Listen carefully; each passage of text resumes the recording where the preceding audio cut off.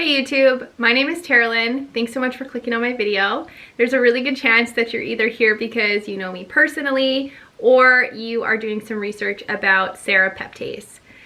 If you are joining me from the infertility community, I just want to say that my heart goes out to you and I can deeply empathize with your journey. If you wanted to leave me a comment down below, I would love to open up a dialogue about your story. If you wanted to share anything with me, that would be really great. I've been thinking a lot about what I want my channel to be about, and obviously I want it to be as authentic as possible, and right now I am on an infertility journey, so this is what I have been going through, and I just want to share it because I think there's a lot of value in sharing our stories with each other, and it can help us to not feel so alone.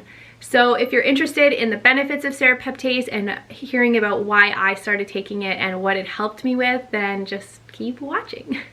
So this is serrapeptase. This is the bottle that I have anyways. The brand that I bought mine from is called NACA Platinum. I can leave a link for it in the description. This is what it looks like. I got it at my health food store, and I would suggest purchasing it directly from a health food store instead of Amazon, because prior to this working for me, I had taken it a year or two before and I'd purchased it from Amazon, and I have no idea what was in there because it did not do anything.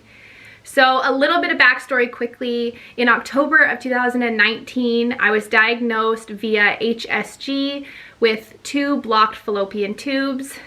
So it was unexplained infertility until October when I found out that I had 2 blocked fallopian tubes.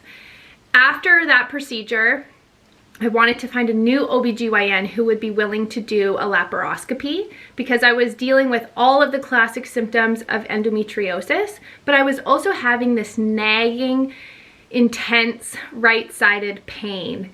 It was about equal to my belly button, so quite high up in my pelvis. And sometimes it would come and go. It would flare up where it was really bad and I could hardly walk and sit, and you know, it was all activities were really difficult for me. And you know, the only way I would find relief is if I was lying down with a hot water bottle, which when you're an adult, you can't really get away with doing that all the time. So I was really wanting to find out what was causing that. And I had been growing quite frustrated because in my experience, I was getting dismissed by so many doctors.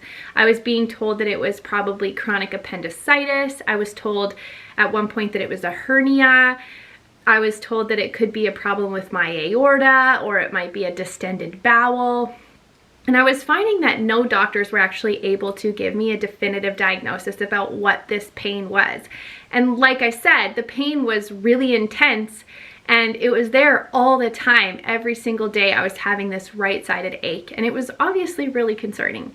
So those were the 2 reasons that I wanted the laparoscopy, because I thought that I had endometriosis and because of this right-sided pain. So in 2020, in July, when I had my laparoscopy, they found stage 3 endometriosis, as well as finding my ovary, my right ovary, was adhered to my abdominal wall. So I had stage 3 endometriosis, and I had adhesions so bad on my right side that the doctor couldn't even see my ovary. It was fully encased in adhesions and it was attached to the pelvic wall, to the abdominal wall. And he said he was not able to remove it, and that is what has been causing my pain. He also told me that in that procedure, he tried 3 times with different tools to flush the tubes, and he was unable to flush the tubes because I had a proximal and distal occlusion, which means if your uterus is like this, your tubes come off the uterus here. I had a blockage where the fallopian tube and uterus meet, as well as where the fallopian tube and the ovary meet. So I was fully blocked. And so I started to do some research because as a result of that surgery, when they realized how blocked my tubes were, the doctor told me I had a 0% chance of conceiving naturally and referred me to a fertility clinic. So when I had my consultation with the fertility clinic, I was really disheartened because they told me my only option would be IVF, and I just refused to believe that. I thought, they haven't done anything for me. There's got to be a way that they can fix my fallopian tubes. So I started doing some research about how to open the tubes and the different procedures or products that you might try.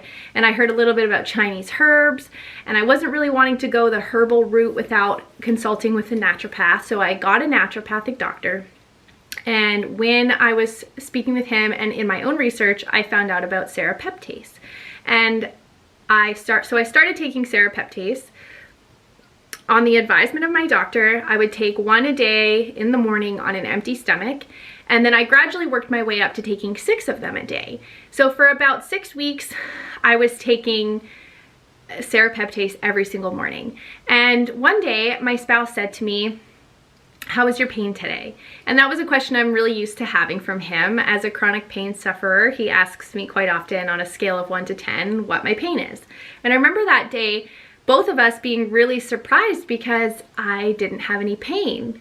And it was kind of like a shock a little bit, like, what do you mean? How do you have no pain? You have had pain every day for years.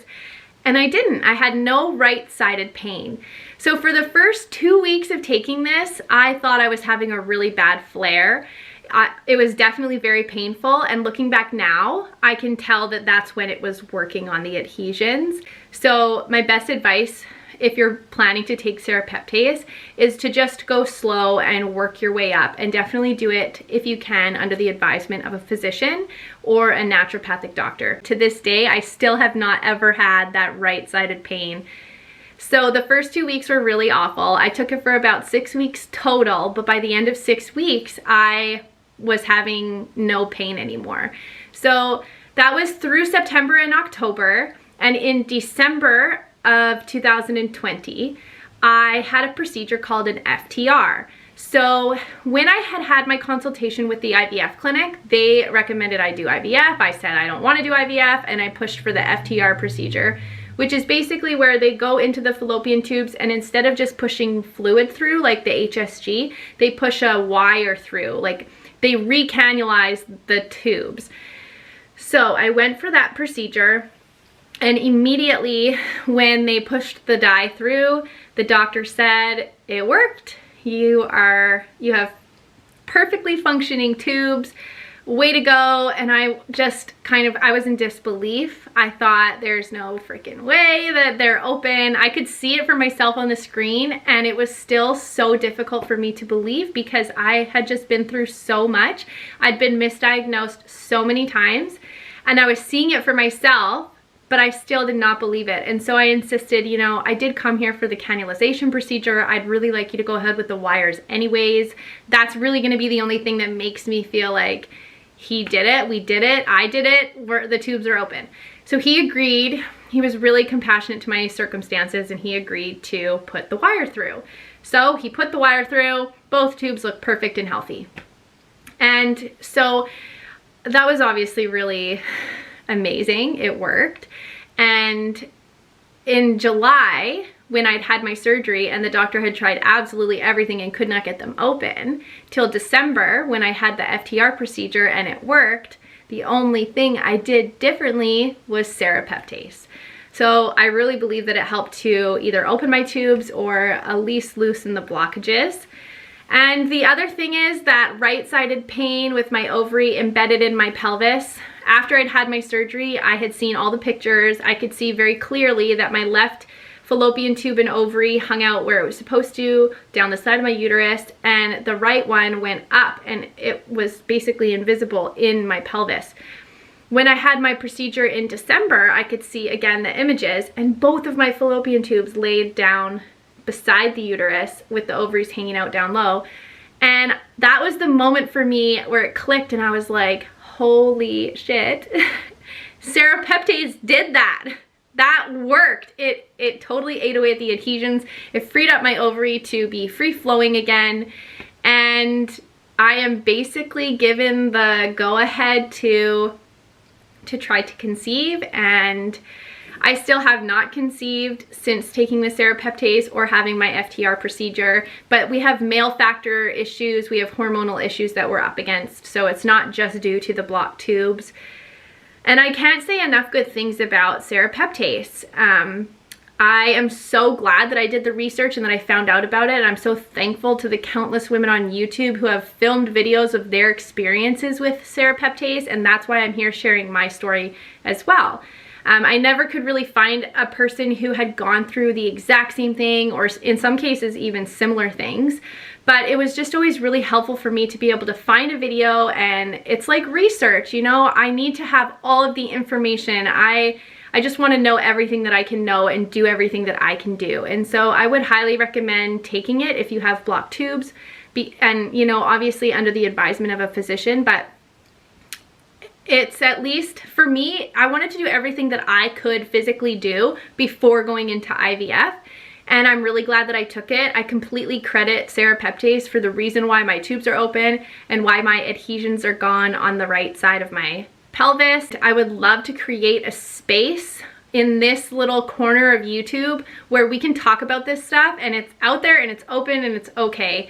And you can leave me a comment down below, and I would love to hear about your journey, and I love sharing about my journey. And hopefully this is the video that you were looking for, and this can encourage you to go ahead and try this option if you have blocked fallopian tubes like I did. So I'm so glad to say that I used to have blocked tubes and that it's in past tense, and I know that's not the case for a lot of people, but I just wanted to put this out there, and hopefully you found my story and it's helpful for you. And I would love if you would leave me a comment below, or a like, or subscribe, or just anything to help me get this out there more. So thanks so much for watching. I'll see you in my next video.